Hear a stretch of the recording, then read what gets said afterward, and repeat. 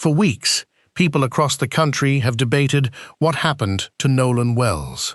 Every new interview, every social media post, and every public statement has added another layer to a case that has already divided opinions. But every so often, someone who was actually there decides to speak in their own words. When that happens, the conversation can take a very different direction. In this case, that person is Tracestin Shepherd.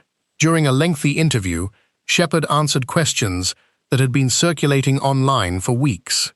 He spoke about his friendship with Nolan, what happened on Horn Island, and why he believes much of the public narrative has missed important details. His account does not answer every question surrounding Nolan's death. In fact, several important questions remain unanswered. But it does provide another first-hand perspective from someone who says Nolan was more than just another friend. According to Shepherd, their friendship began years before the events that brought national attention to Ocean Springs, Mississippi.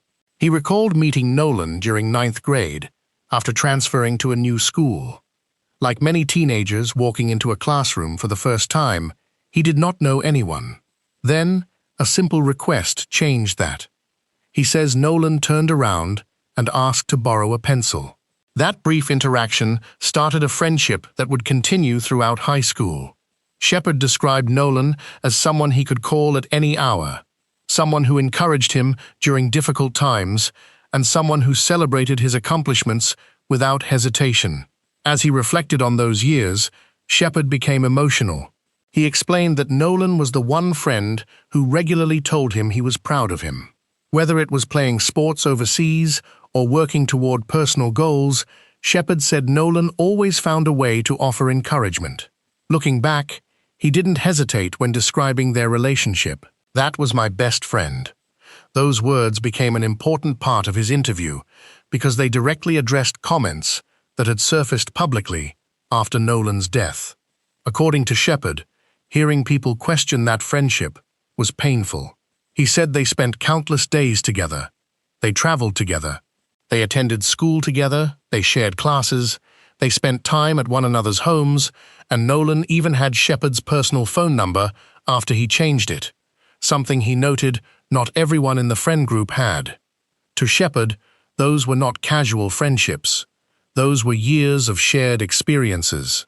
As the interview continued, another topic quickly emerged. Many viewers had already heard allegations suggesting that members of Nolan's friend group might somehow know more than they were saying. Shepherd was asked directly whether he had any personal knowledge that someone in his circle was responsible for Nolan's death. His answer was immediate: no. He followed that by saying he had no knowledge of anyone in their friend group having anything to do with Nolan's death. But despite giving that answer, Shepherd admitted that the accusations had affected him deeply. He said he often replayed that day in his mind. Like many people who lose someone unexpectedly, he found himself wondering whether one different decision might have changed the outcome. He spoke openly about the guilt he carries. What if he hadn't been drinking? What if the altercation on Horn Island had never happened? What if he had convinced Nolan to leave with him instead? Those thoughts, he explained, continued long after the headlines faded. Listening to him describe those moments, it became clear that his interview was not simply about defending himself. It was also about trying to understand whether anything could have prevented what happened. That feeling stayed with him every night. He said adding public accusations to that personal burden made an already painful situation even harder to bear. As the conversation shifted, Shepherd addressed another subject that had become widely discussed online: race. According to Shepherd, he believes much of the public portrayal of Nolan's friend group failed to reflect what life was actually like in Ocean Springs.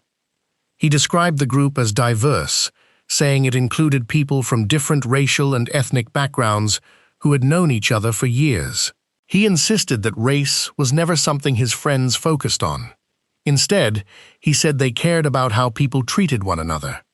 Their friendships, he explained, were built on trust, shared experiences, and loyalty rather than appearance. Whether viewers agree with that perspective or not, it represents how Shepherd described the group he says Nolan was proud to be part of.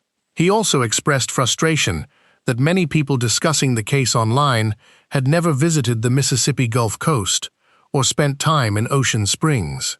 According to Shepherd, those outside impressions often failed to capture what daily life in the community was actually like. For him, the place was filled with football games, family gatherings, afternoons on the water, and friendships that had developed over many years. That image stood in sharp contrast to the picture he believed had been presented publicly. At first, those comments might have sounded like a personal opinion, but they also set the stage for another important part of his interview.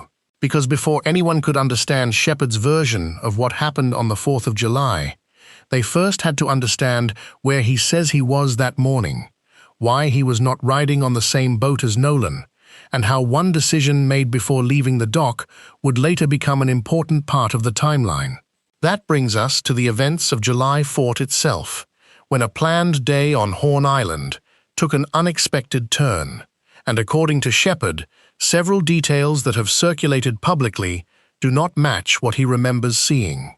According to Tracestin Shepherd, the 4th of July began much like many other Independence Day celebrations along Mississippi's Gulf Coast. Families and groups of friends were preparing their boats, loading coolers, gathering supplies, and making their way toward Horn Island, a popular destination where hundreds of people often spend the holiday on the water. Shepherd says he had originally planned to spend the day with Nolan and the rest of their friend group, but before they left, those plans changed. He explained that his uncle asked him to ride on a different boat instead. The reason, according to Shepherd, was simple. His uncle expected to have a full boat with more than a dozen passengers and wanted someone he trusted to help manage the trip, especially with launching, anchoring, and later cleaning up after a long day on the water. Shepherd agreed, believing he would still spend most of the afternoon with his friends once everyone reached the island. That decision, he says, placed him on a different boat than Nolan, although they remained in contact throughout the day. According to Shepherd, Nolan even called him around 11 o'clock that morning. He missed the calls because he was already busy preparing for the arrival at Horn Island. By the time Nolan's boat reached the area, Shepherd says he saw them pull alongside. He pointed out a location where they could anchor, then helped them secure one of the anchors before everyone settled in. From that point forward, he recalled spending much of the afternoon moving between friends on the island. He described the atmosphere as energetic but familiar. Boats stretched across the shoreline, music drifted over the water.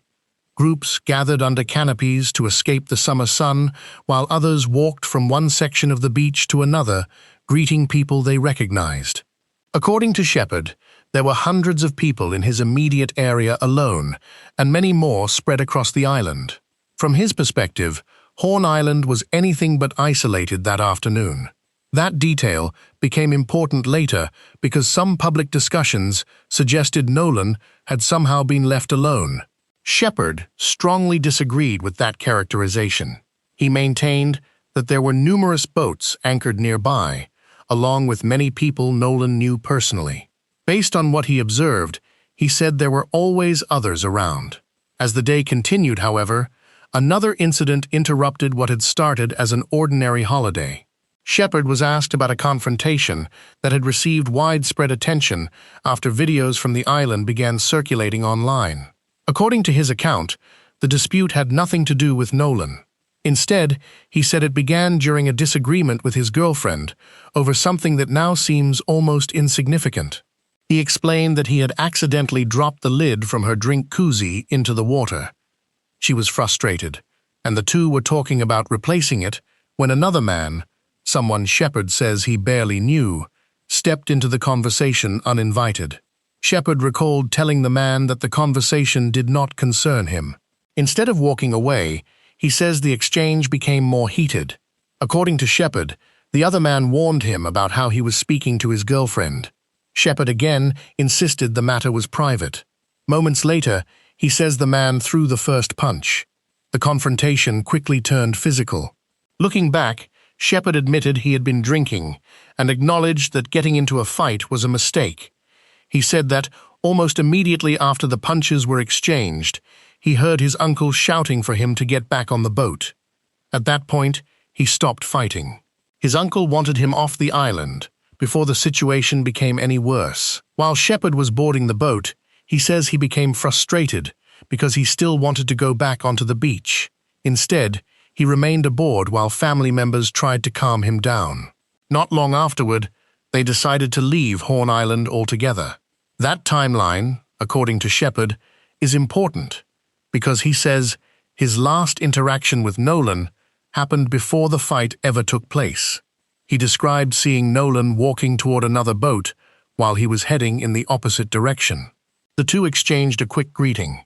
Shepherd remembered making a joking remark about the young woman Nolan was spending time with that afternoon. Then they laughed. As they prepared to go their separate ways, Shepherd says he told his friend something that has stayed with him ever since.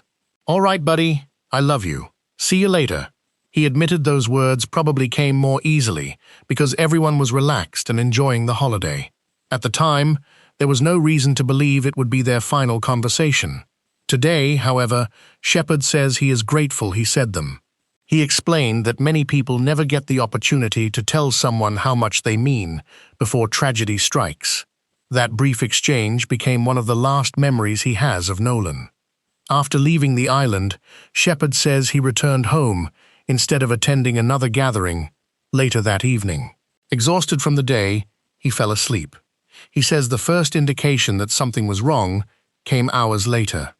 Around 9:20 that night, according to Shepherd, he received calls that he did not answer because he was asleep. When he finally woke up later that evening, his brother told him that friends had been trying to reach him. Nolan could not be found. At first, Shepherd believed there was probably a simple explanation. He assumed Nolan might still be with the young woman he had been seen spending time with earlier that day. But as more phone calls came in, the tone of those conversations changed. Friends were becoming increasingly worried. According to Shepherd, he learned they were already contacting the Coast Guard as concern continued to grow. The uncertainty that began that night would carry into the following morning, when Shepherd says he joined friends in an effort to search for Nolan before receiving devastating news. But another detail stood out. As questions about Nolan's disappearance spread across social media, the search for answers was quickly overtaken by competing theories, public accusations, and growing national attention. Shepherd says that was the moment he realized the tragedy was becoming something much larger than anyone in his hometown had expected. By the morning of July 5th, the holiday atmosphere that had filled Horn Island the day before was gone. According to Tracestin Shepherd, everyone was focused on one thing: finding Nolan. He recalled waking up early after learning that Nolan was still missing. Rather than staying home, Shepherd says he immediately joined friends who were organizing another search on the water. Their goal was simple: cover as much area as possible and hope they found Nolan safe. Shepherd explained that one of the group's boats had remained in the water overnight, allowing them to head back out early that Sunday morning. They searched for several hours, scanning the water and speaking with others who had been around Horn Island the previous day. At one point, according to Shepherd, members of the rescue effort advised civilian searchers that professional crews had taken over much of the operation. They were encouraged to return to shore and instead focus on gathering information through phone calls and social media, hoping someone might have seen or heard something that could help investigators. That search continued through the rest of the day. Shepherd said he barely slept Sunday night. When Monday morning arrived, he was already preparing another boat to continue searching. He fueled up early, expecting another long day on the water. Then, the call came. According to Shepherd, he learned that Nolan's body had been found before they could launch another search. The news ended the search effort, but it marked the beginning of something entirely different. Almost immediately, public attention intensified. Questions spread rapidly across television, online news outlets, and social media. The circumstances surrounding Nolan's death became the subject of widespread debate, and many people began forming opinions before investigators had released all of their findings. Shepherd says that was when he realized he and several of Nolan's friends had become part of the story. He described receiving hateful messages and threats from strangers who believed they were responsible for Nolan's death. Some accused him directly. Others questioned his friendship with Nolan. According to Shepherd, the criticism went beyond ordinary online comments. He said people contacted him with threats, insulted members of his family, and even circulated photographs of relatives while making disturbing accusations. He also described feeling rejected by people who assumed they knew his life based solely on headlines and social media posts. Despite that, Shepherd maintained that he had no regrets about speaking publicly. He explained that remaining silent would have allowed rumors to continue growing without anyone offering a first-hand account. One topic that particularly frustrated him involved claims that Nolan had been isolated because of race. Shepherd rejected that characterization. He repeated that their friend group included people from different racial and ethnic backgrounds and insisted that Nolan had long-standing friendships with many of them. Whether every viewer agrees with his perspective or not, Shepherd consistently argued that the public narrative did not reflect the relationships he experienced over many years. Another point he addressed involved media interviews. Earlier in the case, Shepherd had spoken with Rolling Stone and later with ABC News. When asked about those experiences, he made an important distinction. According to Shepherd, he believed the Rolling Stone reporter accurately represented what he had said. He described that interview as careful and fair, saying the reporter checked facts and took time to ensure his comments were presented in context. His feelings about the television interview were more complicated. Shepherd said he had originally declined appearing on camera because he did not want additional public attention while already receiving threats. Eventually, he agreed to record audio only. Looking back, however, he expressed disappointment with how portions of that interview were edited. According to Shepherd, some of his answers were shortened in ways that removed important context. He said emotional moments, when he struggled to speak about Nolan, were cut into shorter clips that he felt did not fully represent what he had actually said. Those comments reflect Shepherd's personal opinion about the editing process and have not been independently verified. Toward the end of the interview, Shepherd was asked perhaps the most personal question of all. How would Nolan feel if he could see everything that happened after his death? Shepherd paused before answering.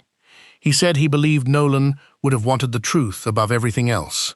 According to Shepherd, Nolan cared deeply about his friends and would never have wanted them publicly accused without evidence.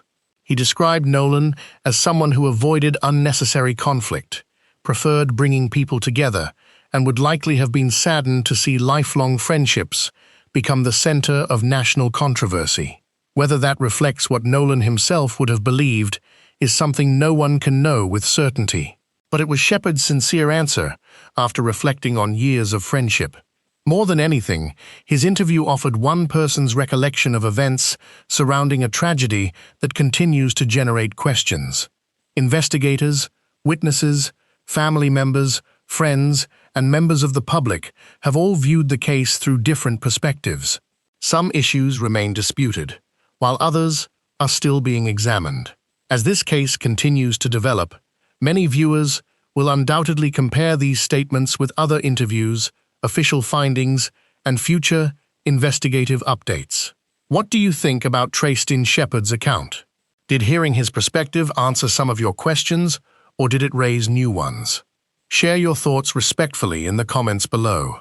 If you've been following the Nolan Wells case and want future updates presented with careful attention to the available evidence, be sure to subscribe so you don't miss our next report.